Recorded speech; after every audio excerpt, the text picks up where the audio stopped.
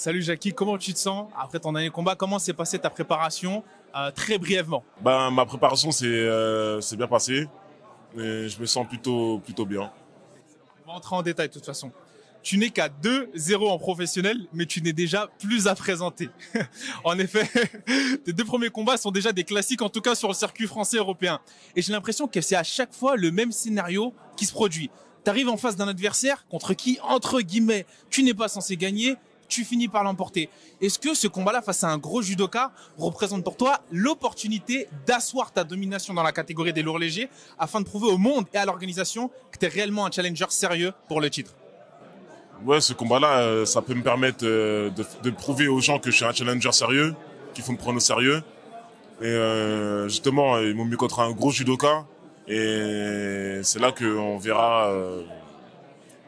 En tout cas, si demain j'amène la victoire, faudra prendre au sérieux. Parce que moi, je prends tous mes adversaires au sérieux. Si on me prend pas au sérieux, après, c'est leur problème. Mais en tout cas, moi, je sais que ce combat-là, c'est un combat très important pour moi.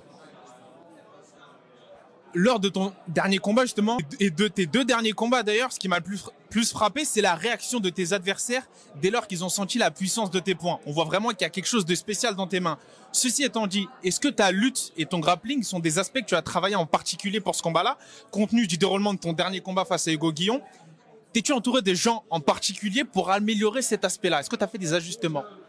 Ouais, j'ai fait des ajustements comme tout sportif. Tout sportif compétiteur qui aime le défi, je vais pas rester dans ma zone de confort. Je suis parti dans la zone où je suis le moins à l'aise. Donc le seul, je suis parti faire un stage à De La Riva à Nantes avec Beto. Et il y avait Abdoul, toute l'équipe de La Riva, merci beaucoup. Et ouais, je suis parti dans mes points faibles.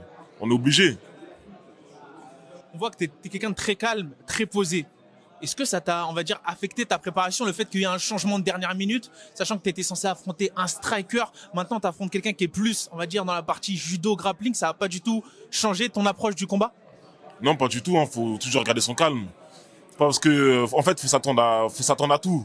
Donc, du coup, quand je change mon adversaire, ça m'a pas spécialement stressé, en vrai, ça n'a rien changé dans ma façon d'être, je serai toujours pareil.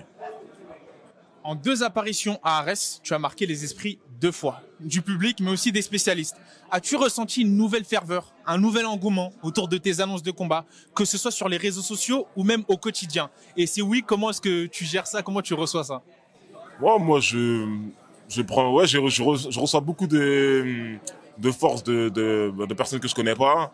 Même dans la rue, des fois, je marche, on me dit, ouais, Jackie, ça va? Je dis, ouais. Moi, je prends ça à la normale. Moi, j'ai toujours été un mec simple. Donc, en fait, je sais pas. Pour moi, c'est normal. Je sais pas comment expliquer. En fait, je me sens pas comme une star. Je suis normal. Je sais pas. Voilà. Je sais pas comment expliquer. Je suis une personne lambda, ouais. Je suis posé. Voilà. Je sais pas comment dire. J'ai bafouillé un peu, mais je suis posé. Je suis normal. Enfin, l'une des dernières questions. Est-ce qu'obtenir la ceinture d'Arès des lourds légers, c'est vraiment quelque chose qui tient à cœur, potentiellement, afin de viser un passage de niveau à l'UFC ou dans une autre organisation? Est-ce que vraiment monter les échelons dans cette organisation-là, c'est vraiment quelque chose qui te tient à cœur?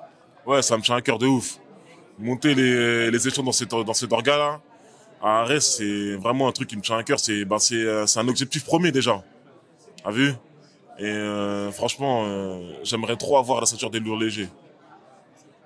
Enfin, dernière question. Est-ce que tu aurais un dernier message pour celui qui a, entre guillemets, sauvé le combat, Virgile Auguin, avant la confrontation de demain? Ouais, j'ai un dernier message pour Virgile. Merci beaucoup parce que je te jure, sans toi, j'aurais pas pu combattre. Et c'est une bonne opportunité pour tous les deux. Dans une bonne organisation, il y a beaucoup de communication autour de cette organisation. Donc je pense que c'est un bon plan pour tous les deux. Merci beaucoup, Jackie. Force. Way to go.